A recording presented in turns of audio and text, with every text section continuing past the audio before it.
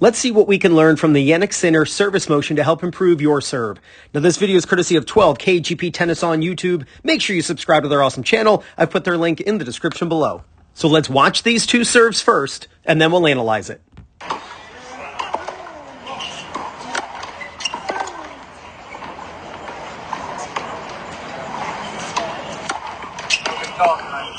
All right, first thing I want you to notice is his racket face. You see this with soccer, you see this with Nadal. There's this very pronounced open racket face. This is an indicator of having the correct grip. So if when you're serving, you begin and your strings are facing down toward the ground, there is a really good chance that you have a forehand grip and you don't have the proper continental grip, knuckle and heel pad on panel number 2. So when you begin your serve, try having, especially if you struggle using a continental grip, try having your racket face open to begin to promote using a continental. Now he rocks back onto his back foot. You can see the front foot, the toe comes up to indicate that the weight is on the back foot. But he does something here, two things simultaneously that I absolutely love. The first has to do with coiling, and the second has to do with his right foot coming up.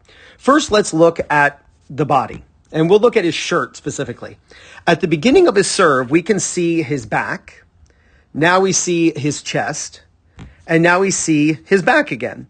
So very easy to see there is a coiling and an uncoiling as part of his service motion. Make sure that that is occurring in your own serve, that you turn your back or have the feeling of turning your back to your opponent and then come back and rotate back toward them again.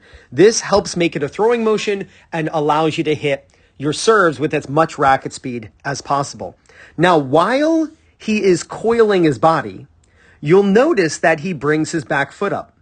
So you might know that I love to measure the toss, right? And so his toss timing is kind of in the mid-7s.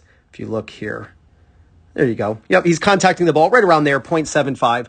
So I recommend that players have their toss timing between anywhere from 6 to 0.9 seconds. That's when the ball comes out of the hand, right there, when the ball is near the top of the head, and you just go until contact. And so I always recommend that you measure your toss and that it's 0.6 to 0.9. But what you can also measure is you can measure the foot timing. And that is when the back foot plants itself from this moment.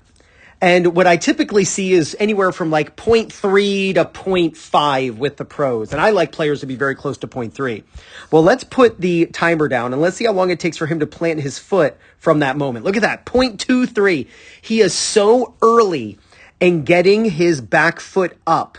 I want you to copy that because a lot of recreational players, when they use a pinpoint stance, they toss the ball and they take forever to bring their back foot up.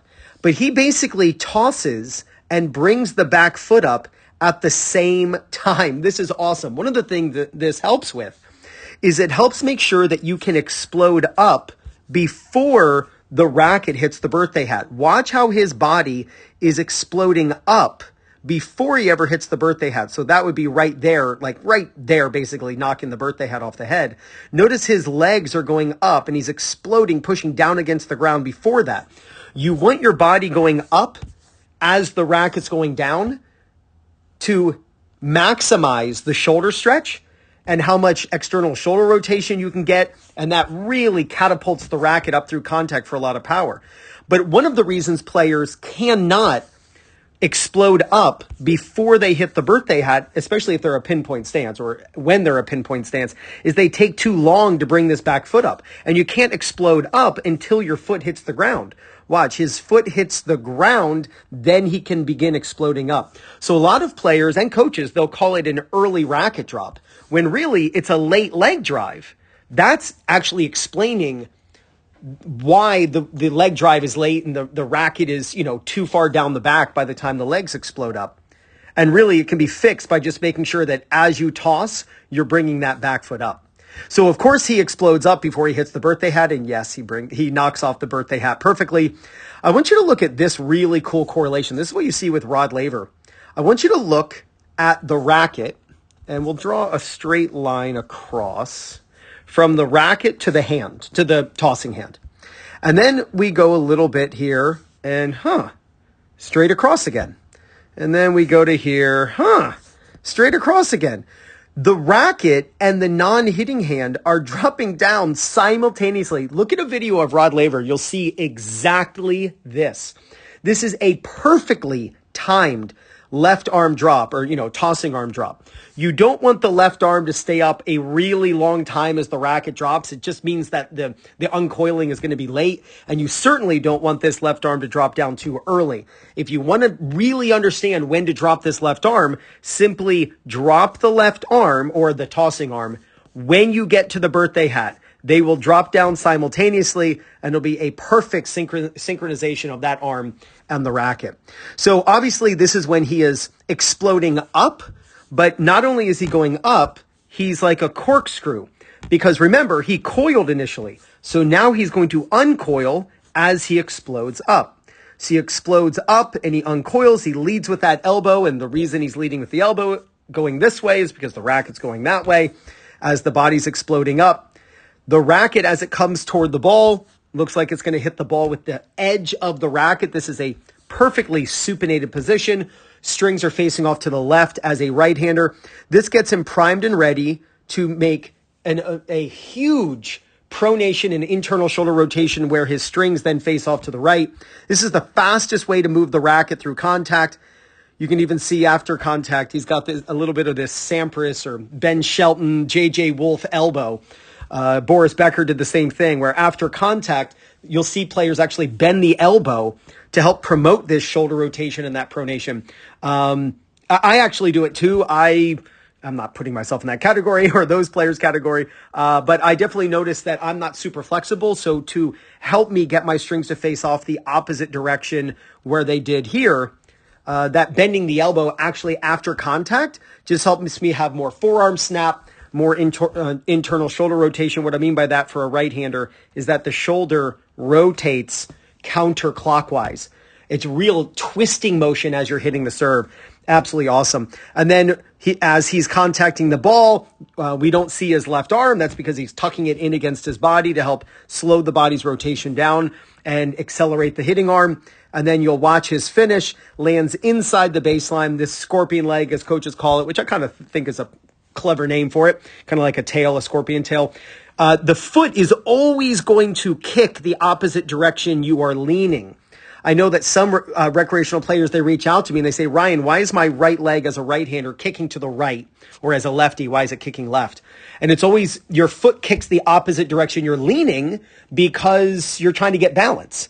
So when you kick your back leg or your right leg back as a right-hander, that's because you're leaning forward into the court. That's why he landed inside the court. If your toss goes left as a right-hander, your right leg will kick out to the right. So if you are kicking your right leg too much to the right, just toss a little more to the right and forward, and the back leg will kick back. Beautiful service motion. Absolutely love it. Go out and film yourself, especially if you're a pinpoint stance, and see if you can not necessarily copy word for word what I said, but integrate some of the things that you just learned about center serve into your own. Now, if you're tired of lugging around your heavy and cumbersome ball machine to the courts to practice, then you've got to check out the Proton Ball Machine by Hydrogen Sports.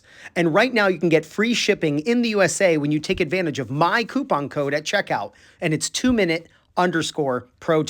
The link is in the description, but it'll also be right on the screen at the end of this video.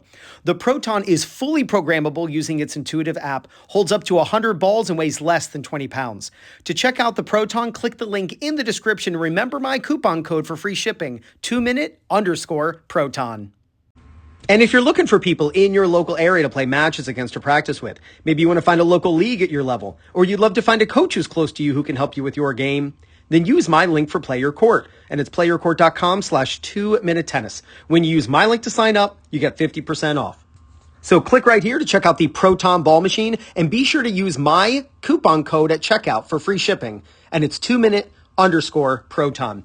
You work on your serve, there's no doubt. You're going to gain confidence, win more matches, and play much better tennis. This is Ryan Reedy from 2minutetennis.net. You got this.